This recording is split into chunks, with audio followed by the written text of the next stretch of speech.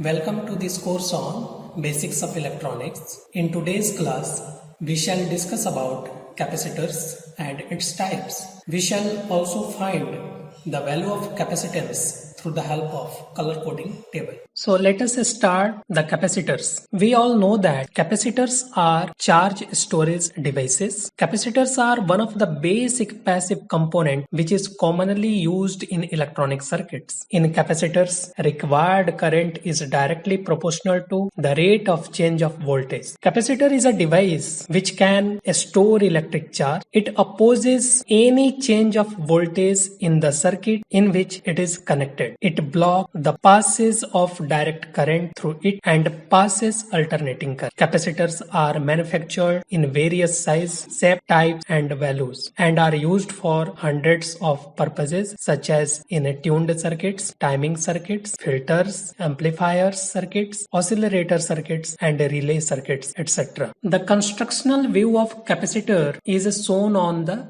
screen along with its symbol. A capacitor consists of two conducting plates separated by an insulating medium which is called dielectric. The dielectric could be air, it could be mica, ceramic, paper, polyester, polystyrene or polycarbonate plastics, etc. Let us define the capacitance. Capacitance is nothing but it is the requirement of charge to create a unit potential difference between the plates of a capacitor. It is the measure of ability of a capacitor to store the charge. Suppose we give plus q coulomb of charge to one of the two plates of a capacitor, and if a potential difference of a V volt is established between them, then its capacitance is q upon V farad. Farad is the unit of capacitance and it is denoted by F. There are some factors which can control the value of capacitance. These are as follows. First, plate area. If we increase the plate area of a capacitor, its capacitance will increase. Second, plate separation. If separation between plates decreases,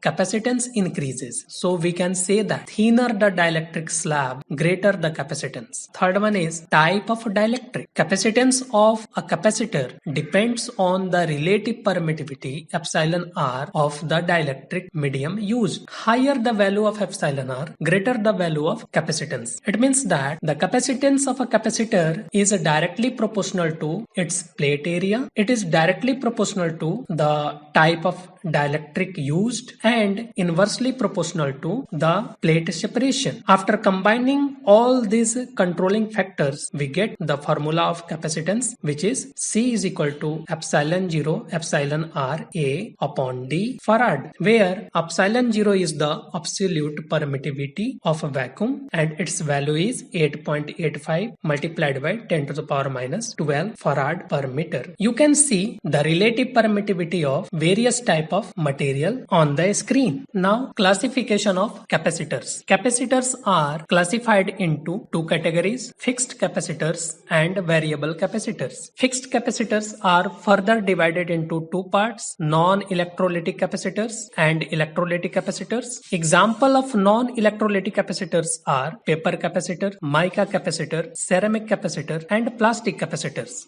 Electrolytic capacitors are also divided into two parts: polarized electrolytic capacitor and non-polarized electrolytic capacitor. Electrolytic capacitors. These capacitors are mainly used in those applications where a large value of capacitance in a small volume is required, such as filter in a power supply. Electrolytic capacitors are manufactured in many shapes and configurations. They are available in the range from 0.1 microfarad to 1 farad and for voltage up to 500 volt DC. They are generally polarized and used on DC only. They are very widely used in filters, time constant circuits, coupling, decoupling, smoothing and power electronic applications. Polarized electrolytic capacitor. In this capacitor, certain metals like aluminium, tantalum, vanadium and bismuth are used to form form anode and cathode plates. Then a very thin layer of aluminum or tantalum oxide is electrochemically formed on the anode plate. This oxide layer behaves like dielectric for this capacitor. Due to this very thin film of dielectric, this capacitor have large capacitance value. The oxide-coated anode and cathode is separated by a paper spacer, which is shocked in an electrolytic solution. This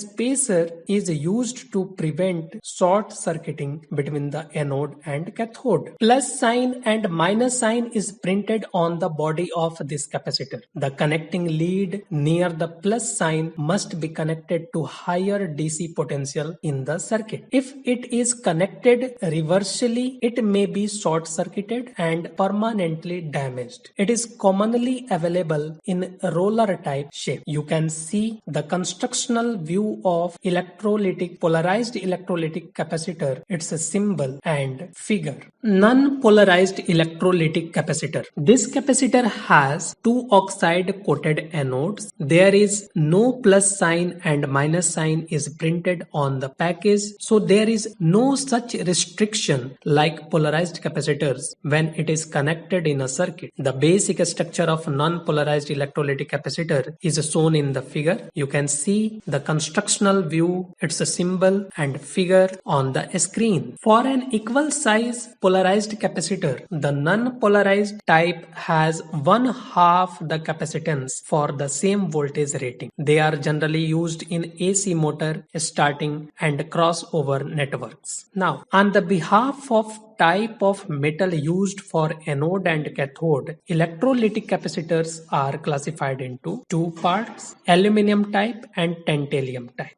Aluminum type capacitor. This type of electrolytic capacitors are available in polarized or non-polarized form. This type of capacitors have high DC leakage and low insulation resistance. They are low in cost and have a high volumetric efficiency. The disadvantage of this type of capacitor is that their shelf life span is limited and their capacitance deteriorates with time and use. You can see the figure of various type of aluminum type capacitor on the screen. Tantalum type capacitors. This type of capacitor have long lifespan, stable operating characteristics, increased operating temperature range, and greater volumetric efficiency. The disadvantages of this capacitor is that its greater cost and lower voltage ratings. You can see various types of tantalum type capacitors on the screen. Non-polarized electrolytic capacitors. Non-polarized electrolytic capacitors are of following types: paper capacitor,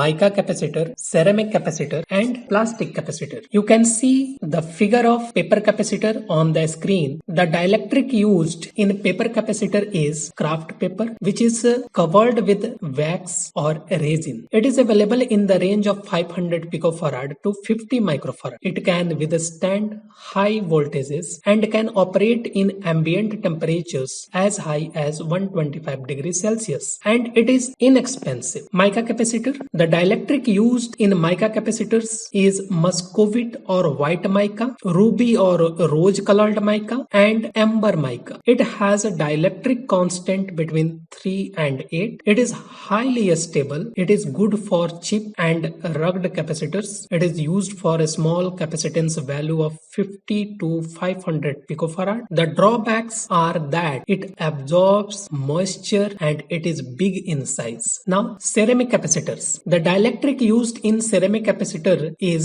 ceramic dielectric. Ceramic dielectrics are of low permittivity, medium permittivity, and high permittivity. These capacitors can be made to exhibit zero temperature coefficient, and they find wide use in temperature compensation networks. Its range is 0.00 0.01 microfarad to 2.2 microfarad. And last, plastic capacitors. These capacitors use a plastic film as a dielectric. They are available in typical ranges of 500 picofarad to 10 microfarad. These capacitors have a very high insulation resistance, high reliability, a small physical size, and low dielectric absorption. Now let us discuss about variable capacitors. You can see the constructional view of variable capacitor on the screen. Variable capacitors are used in tuning circuits of communication receivers, transmitters, and in oscillators. The most commonly used variable capacitor is air variable capacitor, which is shown in the figure below. Construction of variable capacitor. As shown in the figure, generally it consists of two sets of plates which is made up of aluminium. One set known as rotor, which is mounted on a shaft and meshes with a set of fixed metal plates which is known as stators. These plates are insulated and are never permitted to touch each other working. When the shaft is rotated, the effective area that exists between the rotor and stator plates varies, thereby varying the capacitance. It is available from a few picofarad up to 500 picofarad with a maximum voltage rating of 9 kilovolt. Chip capacitors. Nowadays, chip capacitors are also available in the market. Chip capacitors or surface mount capacitors do not have leads. They are used in aerospace, automotive, general purpose, high voltage, high frequency, microwave, and telecommunication applications. You can see the figure of chip capacitors on the screen. Now, let us see how we can determine the value of capacitors through color coding method. Generally, the values of capacitance, voltage, and tolerance are marked into the body of the capacitors. The value of capacitor is specified in either picofarad or microfarad. If a capacitor other than an electrolytic capacitor is labeled as a whole number such as 33, 220, or 680, then the capacitance C is specified in picofarad. If a capacitor is printed with a decimal fraction such as 0.1, 0.001, or 0.047, then the capacitance is specified in microfarad. The value of ceramic and polyester-type capacitors are printed on their bodies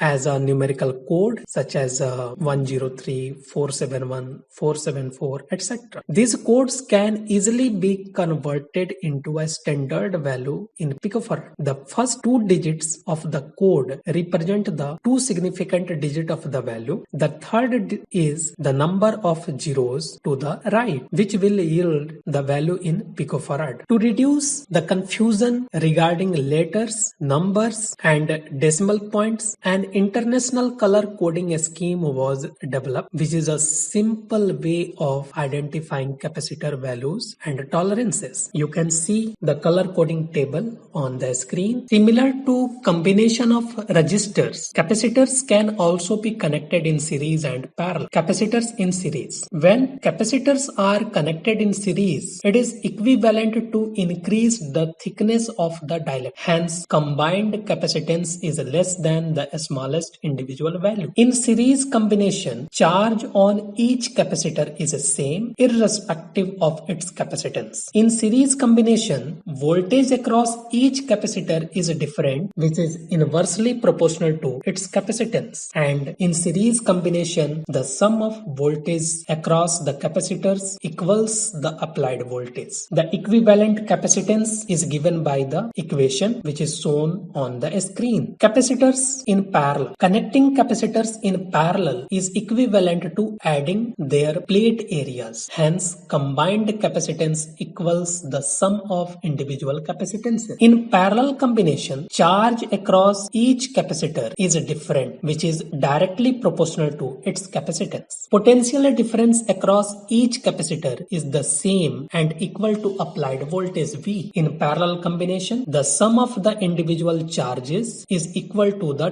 total charge supplied by the power source. The equivalent capacitance is given by the following equation which is shown on the screen.